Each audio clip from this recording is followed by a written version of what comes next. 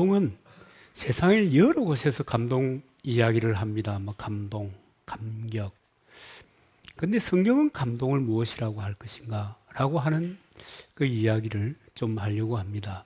여러분, 그리스도께서 부활하시고 그 부활의 신앙을 가진 사람들은 주께서 감동케 하시는 그 감동을 받아서 감동을 또 다른 사람에게 전달하는 이 감동의 전달자입니다. 이 사람들을 증인이라고 하는 거예요. 그래서 여러분, 오늘 우리가 정말 우리 시대를 보면 감동이 없는 시대입니다. 그리고 감동을 받기를 원치 않아요. 여러분, 세상으로 봐도 전쟁이고 싸움이고 이렇게 저렇게 다투고 편가르기 하고 난리잖아요. 감동받기를 원치도 않는 것은 아니지만 자기가 감동을 잘 안 받아요. 잘 주지도 않지만 받지도 않아요.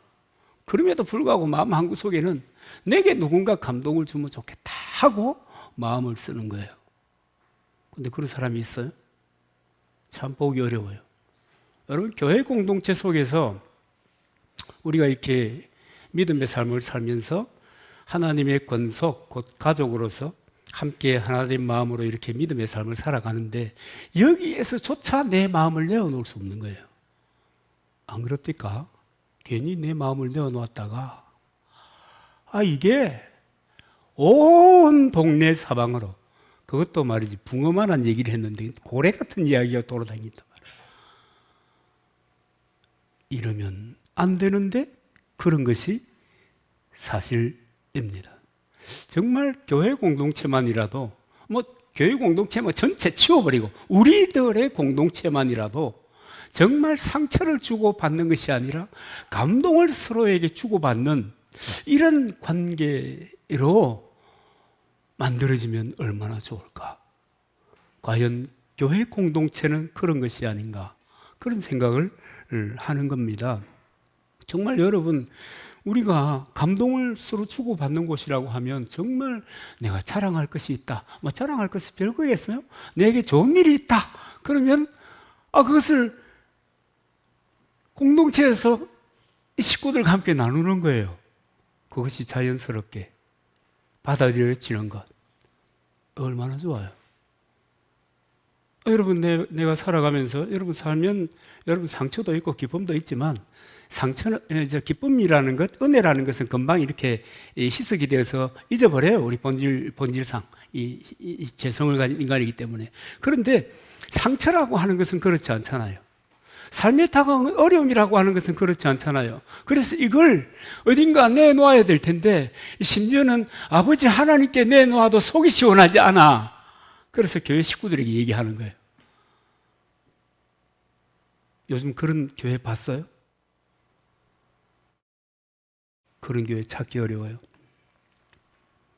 깊은 존중이 있는 곳임에도 불구하고 우리는 존중하여 그의 마음을 읽어보려고 하는 그 노력보다는 그저 판단하고 평가하기에 앞서 있습니다. 정말 내가 슬픔을 만났을 때, 아픔을 만났을 때, 기쁨을 만났을 때 함께 울고 웃을 사람이 없다. 그런 공동체가 없는 거예요. 우리가 사는 시대. 심지어 교회가 어마어마하게 많은 수가 있지만 여러분, 코로나 시대에 12,000개 문 닫았어도 아직도 교회 많아요. 그럼에도 불구하고 내 마음을 내어놓고 이야기할 곳이 없다. 도대체 교회 공동체는 무엇하는 곳입니까? 여러분, 교회 공동체에 대해서 이 로마서 12장 15절에 보면 이렇게 이야기합니다. 즐거워하는 자들과 함께 즐거워하고 우는 자들과 함께 울라. 원래 이런 모습이 교회 공동체의 모습입니다. 이것이 교회 공동체의 모습이라고요. 그런데 이것을 찾아볼 수 있는 교회 공동체가 없는 거예요. 있을까요? 있기를 기대합니다만 찾아볼 수가, 제가 그런 얘기 들어본 일이 별로 없어요. 그래서 저는 여러분들이 얘기하는 거예요. 우리들만이라도 우리들만이라도 함께 울고 함께 웃는 공동체가 되면 좋겠다. 교회의 본래 모습을 회복하면 좋겠다. 그래서 이 정말 감동이 없어서 삭막하고 정말 사람들의 마음이 긴장이 되어가지고 걸핏하면 전쟁을 치를 준비를 딱 하고 있습니다. 이렇게 딱 해가지고 뭔 얘기를 해도 그 이야기 그 자체를 받아들이는 게 아니고 저게 무슨 의도를 가지고 내게 이렇게 생각하는 거예요. 이런 냉랭한, 이런 삭막한, 이런 세상 속에 여러분, 비록 우리가 작은 공동체이지만 여러분, 작은 공동체는 주님의 몸 아닙니까? 우리라도 정말 주님이 말씀하시는 그런 공동체가 되면 좋겠다. 그런데 만약에 그게 없으면 교회는 교회 공동체라고 말할 수 있는 근거가 하나도 없어지는 거예요. 너무 긴장해가지고 늘 저게 무슨 말을 하나, 아니 저게 혹시 나를 찌르는 말 아닌가, 저게 왜 그렇게 긴장하세요? 왜 그렇게 긴장해요? 예배당에 와서까지 그렇게 긴장해야 되는 그런 세상이 되어버렸다. 참 기가 막힌 세상이 되어버린 겁니다. 좀 여러분, 자랑하고 싶을 때 좀 자랑할 수 있는, 그래도 흉보지 않는 그런 곳이 되면 얼마나 좋겠어요. 그죠? 울고 싶을 때 같이 손잡고 눈물을 흘려볼 수 있는 그런 공동체가 우리 교회였으면 좋겠다 싶습니다. 예수님 당시에도 감동이 지질지게도 없었던 시대였던 것 같습니다. 마태복음 11장 17절에 보면은 우리가 너희를 향하여 피리를 불어도 너희가 춤추지 않고 우리가 애곡하여도 너희가 가슴을 치지 아니하였다 함과 같도다. 감동이 없다. 아무 감동이 없는 거예요. 초점은 먹고 사는 데 있는 거예요. 어떻게 하면 먹고 살까, 잘 먹고 살까, 비교해서 좀 더 나아져 보일까, 여기에 초점이 맞춰져 있는 거예요. 그러니까 여러분, 감동이 어떻게 있겠어요? 근데 여러분 기억하세요. 저도 먹고 살잖아요. 이 말이 무슨 말인가 하면요, 산입에 그물줄 치지 않는다는 우리 조상들의 얘기가 너무 절묘하게 잘 맞다. 그리고 하나님은 그 백성을 버려두지 아니하신다. 그건 너무 잘 맞다. 저 10월에 들어올 때 우리 홍장로 계시지만 그 담임 목사님 키가 이만하신 분이 너 거기서 애들은 어떻게 키우고 그랬다니까요. 그럼 뭘 애 잘 컸지? 물론 그죠? 그래도 제가 볼 때는 잘 컸어요. 하나님 말씀대로 살려고 애를 써. 그러면 되는 거 아닌가요? 여러분, 그러면 다른 것은 절로 되는 거예요. 너희는 먼저 그 나라와 그 일을 구하라. 그러면 절로 되는 거예요. 그거 안 하면 시간이 갈수록 피곤해지는 거예요. 그 성경이 그대로 인생을 살아보면 느껴지는 거예요. 처음에 들을 때는 잘 몰라도. 여러분, 우지무라 간조라고 하는 분이 계십니다. 그분이 그래요. 하나님이 인간을 저주하신다면 질병이나 실패나 죽음 따위로 저주하지 않고 성경을 읽어도 믿지 못하는 마음, 하나님의 존재를 알아도 살아계심을 안 믿는 마음, 그 다음에 또 하나가 뭐냐면요, 감사를 상실한 마음, 그렇게 저주한다는 거예요. 하나님이. 참 격하게 공감이 되는 그런 이야기입니다. 그러고 보면 참 여러분, 내 마음에 감동이 없다는 것은 참 저주입니다. 부부가 같이 살아요? 자녀들과 같이 생활을 해요? 자녀로부터 오는 감동이 없어. 기가 막혀. 부모로부터 오는 감동이 없어. 남산교회 다니는데 설교를 통해서 감동이 없어. 기가 막힌 일이에요. 안 그래? 그보다 더 기가 막힌 일이 없습니다. 예수 믿는 사람인데도 성경을 읽어도 감동이 없어요. 혼자 큐티는 한다고 앉아서 뭘 하고 있는데 별 감동이 없어요. 설교를 듣는데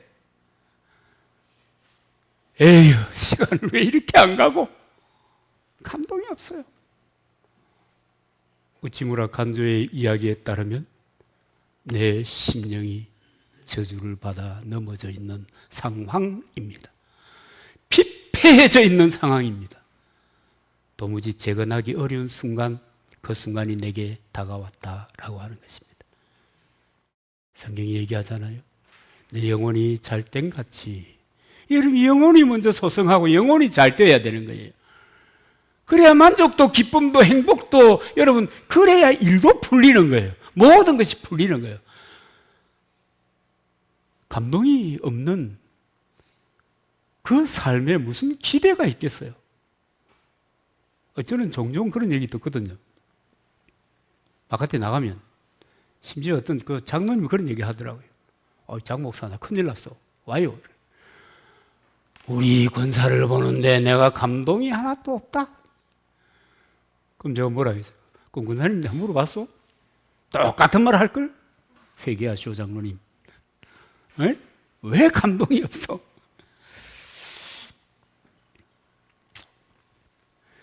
정말 세상 제 맘대로 삽니다. 신자든 불신자든 정말 세상 제 맘대로 삽니다. 제가 하고 싶은 대로 사는 거예요. 사사기야, 사사기. 왕이 없으므로 제 마음에 생각나는 대로 하더라. 하나님이 내 인생의 주인이 아니기 때문에 내 마음에 생각나는 대로 그냥 쫓겨버리는 거라. 그렇게 사는 거예요. 참 기가 막히고 코가 막히고, 그죠? 여러분, 성경은 감동을 이야기하는데 그 복잡하지 않아요. 오늘 우리 본문에도 보면 구약에서 하나님의 감동이라는 단어가 나오죠. 신약에서도 감동이라는 단어가 나옵니다. 그런데 하나님의 감동, 이 하나님의 감동, 그 감동의 주체가 누구냐? 사람이냐? 사람의 저작물이냐? 사람의 행위냐? No, 하나님이시다. 하나님이 감동의 주체라고 하는 겁니다. 그래서 그 감동은 하나님이 인간에게 주는 선물이라는 거예요. 그러므로 하나님께 선물 받은 그 감동이 있으면 내 삶이 새로워지는 거예요. 내 삶이 지금은 질곡 가운데 힘들고 어려움 가운데 있다고 하더라도 하나님의 감동이 내게 임하면 그것이 내 인생의 터닝 포인트가 된다. 그래서 그 감동이 임했다 싶을 때 주님이 주신 그 꿈을 향해서 진력절주해야 되는 것입니다. 언약을 붙잡고 말이에요. 그런데 그 감동이, 내게 임한 그 감동이 결실을 맺는 거예요. 야, 오나보다 가나보다 오늘은 기분이 살짝 좋네. 이러면 아무런 의미가 없습니다. 중요한 것은, 진짜 감동은 뭐냐면 하나님으로부터 받는 것이다. 사람에게 무슨 감동받으려고 너무 애쓰지 마세요. 하나님이 감동을 주시면 그 감동을 내가 편안하게 그 사람의 반응과 또 그 사람이 나중에 상황이 변했을 때 어떻게 변할 것인가에 대해서 전혀 깨있지 않고 내가 받은 이 감동을 편안하게 얘기할 수 있는 겁니다. 여러분, 이 통 큰 사람이 되는 거예요. 세상이 말하는 통 큰 사람이 되는 거예요. 그 감동을 우리가 받아야 되는 거예요. 그런데 그 감동은 어떻게 전해지는가? 하나님으로부터 오는데 그 하나님으로부터 오는 그 감동은 어떤 경로를 통해서 전해지는가? 하나님의 말씀을 통해서 전달이 된다는 거예요. 그래서 여러분, 성경을 읽을 때 감동이 없으면, 성경을 읽을 때 눈물이 나지 않는다면 심지어 말이죠. 설교를 듣는데 감동이 없다면, 야, 이거 고민 많이 해봐야 돼요. 고민 많이 해봐야 됩니다. 정말 고민 많이 해봐야 됩니다.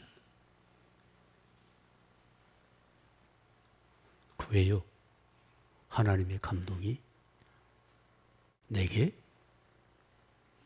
주어지지 않았기 때문이다. 그 이유가 있을 거 아니에요. 그죠? 이유가 있을 거 아니에요. 베드로전서 1장 21절에 보면 예언이라고 하는 것은 그 시대는 하나님의 말씀이 이제 정경화되지 않았기 때문에 예언. 우리 시대의 표현으로 하면 성경은 그 말입니다. 오해하지 마세요.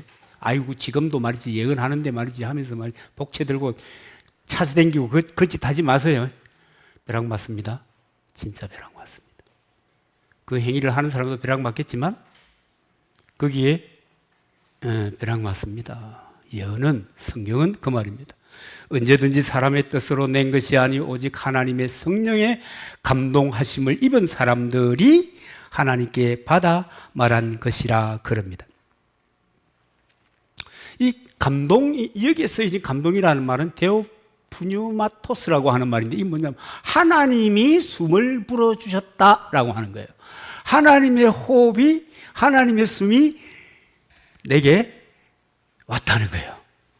그래서 여러분 성경이 얘기하는 감동은 하나님과 내가 친밀한 관계 속에 있을 때 오는 거예요. 하나님과 내가 친밀한 관계 속에 있을 때 성경을 읽으면 성경이 감동이 되고 설교를 들으면 설교가 감동이 되고 내가 저렇게 살아야 되겠다고 결심도 하게 되고 그러는 거예요. 하나님의 호흡이 내게 느껴지지 않아. 왜 살지 내가? 도대체 산다고 하는 그 깊고 깊은 의미를 난 잘 모르겠네. 내가 왜 교회에 다녀야 하지? 수많은 사람들이 교회를 떠나서 자기 하고 싶은 대로 하는데도 잘 되잖아? 나도 그래야겠다. 그러는 겁니다. 그럼 가도 괜찮아요. 여러분 선택은 누구의 몫입니까? 사람의 몫이에요. 그럼 선택에 대한 결과는 누구의 책임입니까? 자기가 책임지면 되는 거예요. 뭐 여러분 안 그런 게 있습니까? 세상에 하나도? 안 그런 게 하나도 없어요. 내가 오른쪽으로 할까 왼쪽으로 할까 선택하는 거예요. 내가 오른쪽으로 하면 오른쪽에 맞는 풍경을 보겠지요. 봄 풍경. 우리 집에 오면 지금 수선화가 많이 피어 있어요. 그거 찍고 나면 이제 알뿌리 해서 예배당에 여기도 줄줄이 많이 심을 텐데. 그런 풍경을 보는 거예요.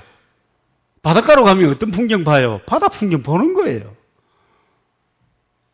요즘 뭐 바람이 많이 불어가지고 글쎄 아직 파도가 있을란가? 이쪽을 선택할 것인가 저쪽을 선택할 수 있는 거예요. 결과는 자기의 몫입니다.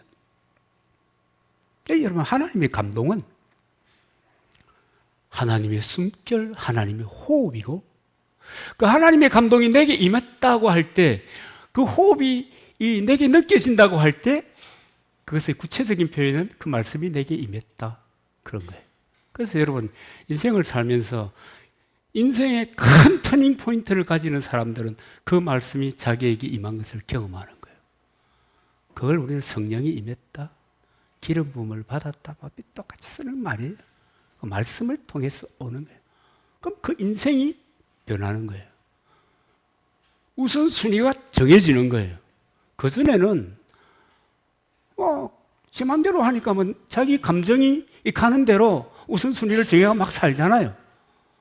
그런데 그 말씀이 내게 임함으로 내 인생의 우선순위 중요한 것 안 중요한 것이 줄을 서기 시작하는 것이 보이기를 시작합니다. 줄을 서가지고 내게 오는 거예요. 그래서 바뀌는 거예요, 사람이. 그래서 그것을 향해서 돌격하고 내게 있는 문제들을 돌파해 나가는 거예요. 너무 중요한 얘기를 쉽게 얘기하는 거 아닌가 모르겠네요. 여러분 그렇게 해서 인생이 바뀌는 거예요. 여러분 하나님이 사람을 지었을 때도 흙으로 이렇게 사람을 빚으시잖아요. 그 다음에 뭘 해요? 우리가 토가 될 것이 사람 형상의 흙 작품을 토라고 하잖아요. 토가 될 것이 살아있는 영인 사람이 된 거예요. 하나님의 호흡이 우리에게 임해야 되는 거예요. 하나님의 감동이 인간에게 임해야 되는 거예요. 이 감동이 있어야 사는 역사가 있는 거예요. 봄처럼 싱그럽게 폭팍 터지고 피어나는 거예요. 여러분, 그렇게 살아야 될 존재가 그리스도인입니다. 하나님의 사람들입니다. 그런데 여러분, 심지어 믿는 사람들이 잡다한 것에서 감동과 만족을 얻으려고 기웃거리는 거라. 여러분들 깨닫고 나면 제 심정이 이해가 될 겁니다. 쏙이 썩는 거라. 그런 꼬라지를 보면 저 말할 수도 없고, 말하면 또 삐져가지고 난리가 날 거니까. 부모 마음이 그렇잖아요. 애가 좀 컸어. 오늘 우리 이장로님하고도 그런 얘기 했는데, 애들에게 이제 다 커가지고 이제 뭘 말을 할 수가 없어요. 그래, 나도 그래요. 논리, 아이고, 우리 이 돌아가는 해준수보다 그 친구들 돌아가는 해준수가 더 많잖아요. 신앙에 관하여는 제가 전공이니까, 야야, 너는 믿음을 이렇게 살아가야 한다. 인생을 믿음의 관점에서 이렇게 보고 가야 한다. 순간순간에 너무 슬퍼하거나 기뻐하지 말아라. 마침내 하나님께서 네 인생을 복되게 해 주신다. 그게 약속이다. 그게 약속이다. 단지 너는 그 말씀 안에서 살아라. 뭐 그 얘기 아니면 할 게 없어요. 우리 큰애에게는 또 한마디 더 합니다. 야, 영상 빨리 안 만드나? 유튜브 쇼츠, 요새 쇼츠에 재미가 있더라고요. 그게 우리 설교 동영상 전체를 해놓으면 뭐 10번, 17번, 뭐 20번 이렇게 사람들이 보다 말고 일하는데, 쇼츠를 올리니까 첫 번째 올린 게 1600번이나 보더라고요.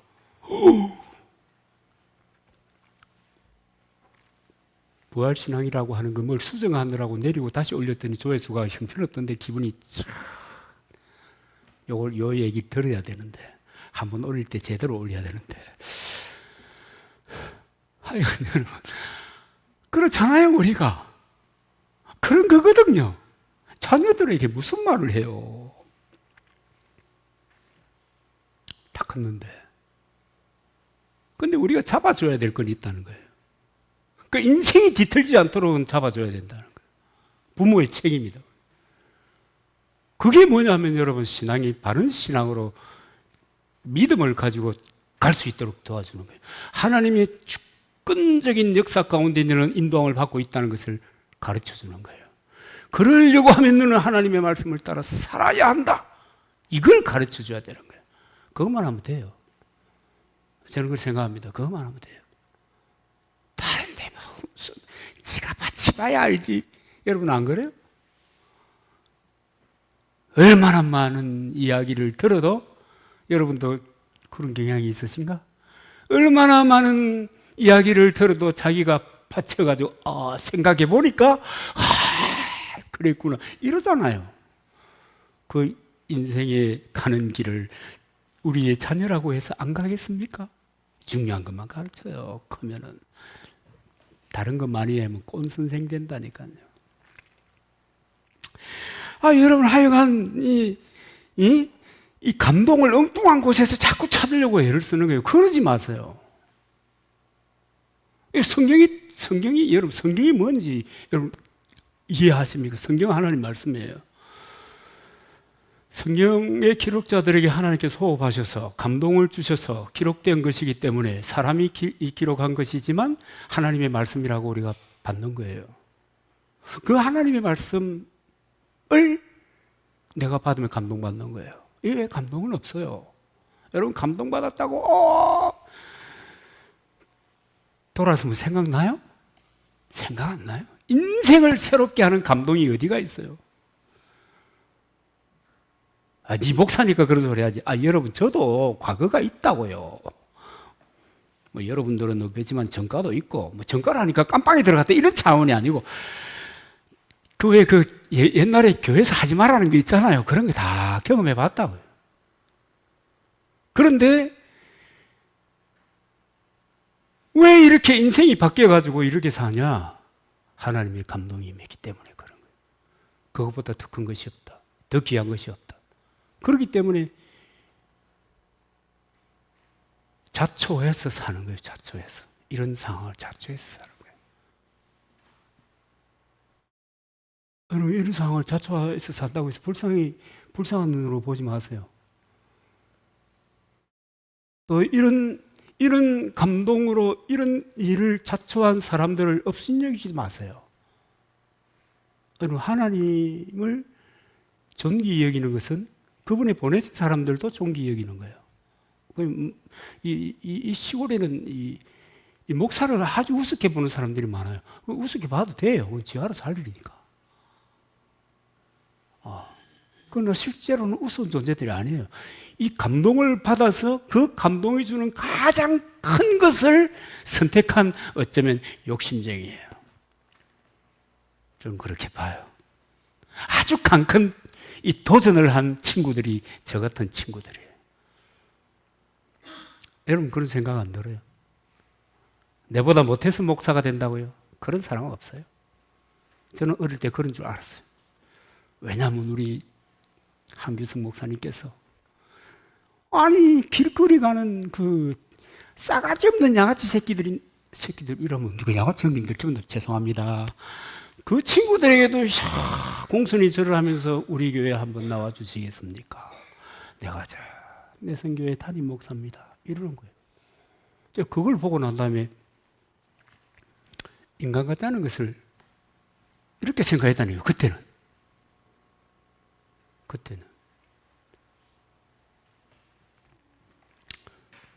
여러분, 감동 다른 곳에 찾지 마세요. 인생이 변하지 않아요.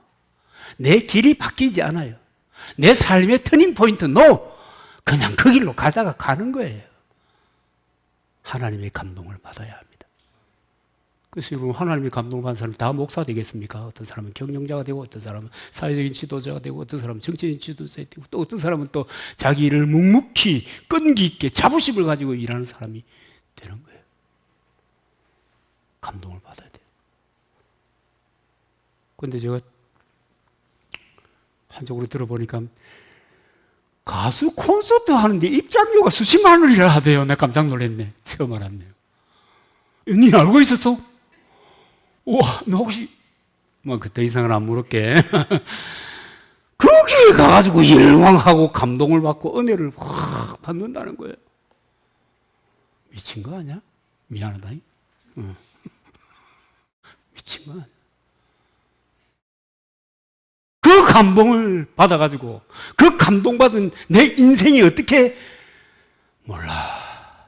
제가 그 세계를 잘 모릅니다. 알려고 노력도 하지 않지만 그런데 감동을 받는 거예요. 또 어떤 사람이 이러더라고요. 드라마가 너무 재미있더라는 거예요. 그 제가 물어보잖아요. 성경 읽는 것보다 더 감동적입니까? 그럼 성경은 에이구 비교도 안 돼요. 그러더라고요.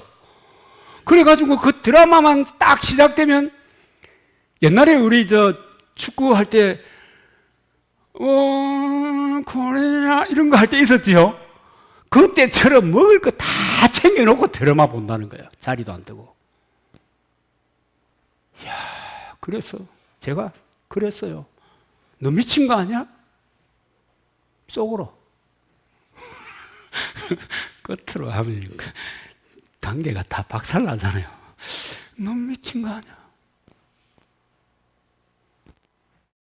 현대인의 정신 문화가 미쳐 간다? 그 사람에게 입을 열어서 얘기한 거 아니에요? 마음으로 얘기. 야, 절망이구나.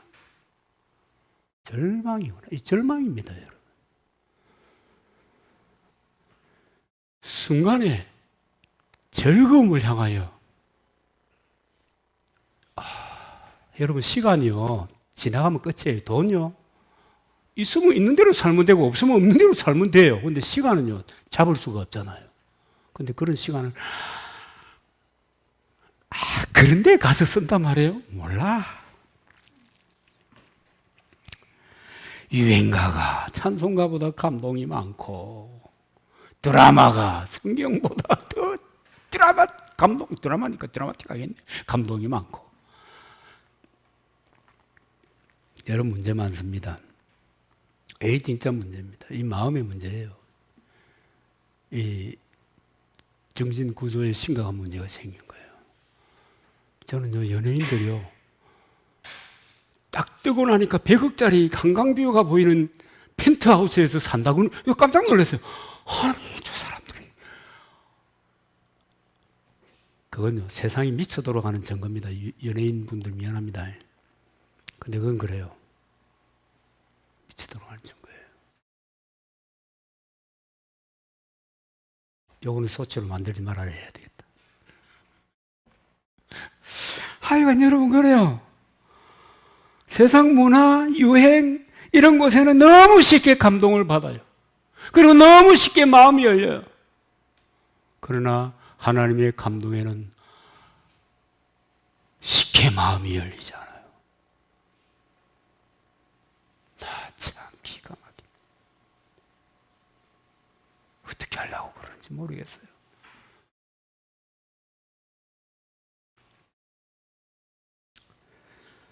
여러분, 이거 끊임없는 영적인 공허를 부르는 그런 액션입니다. 끊임없이 공허를 불러요. 그 결과는요, 인생이 삭막해지는 거예요. 왜? 성경은 이야기하고 있습니다. 내 영혼이 잘 때야. 내 영혼이 잘 때야 돈을 벌어도 기분이 좋고 몸이 건강해도 행복하고, 근데 영혼이 공허한 상태가 되면 돈을 벌어도 두려움과 불안과 절망이 다가오는 거예요. 저 다음 순간 어떻게 될지. 저 어릴 때 장사를 해본 사람이잖아요. 늘 마음의 이 기본적인 구조가 뭐냐면 내일도 거래를 성사시킬 수 있을까? 이런 고민을 하면서 잠을 든다니까요.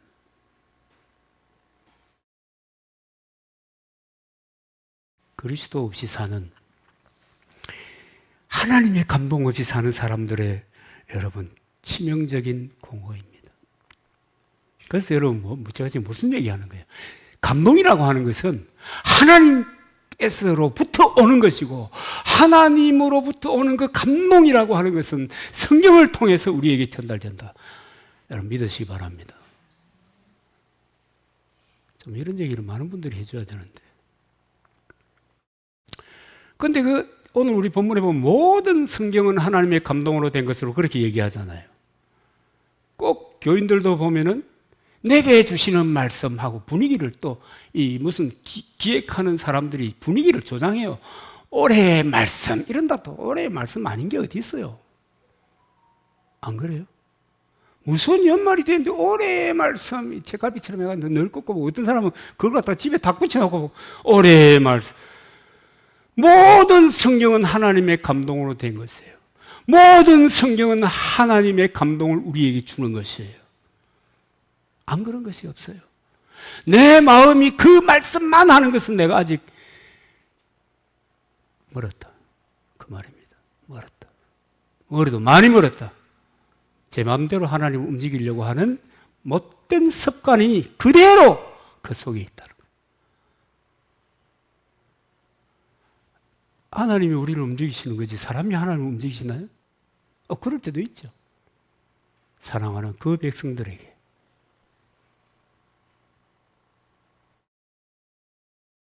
여러분, 모든 성경은 하나님의 감동으로 된 것이다.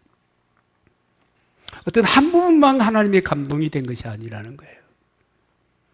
적어도 신자들은 이 하나님의 말씀 속에서 감동과 평안과 기쁨과 위로와 눈물과 행복이 찾아와야 되는 거예요.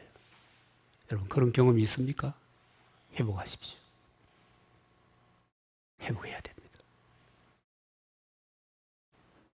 우리의 제한된 시간 그 속에서 회복해야 될 것이 여러분 뭐 특별한 것이 아니에요.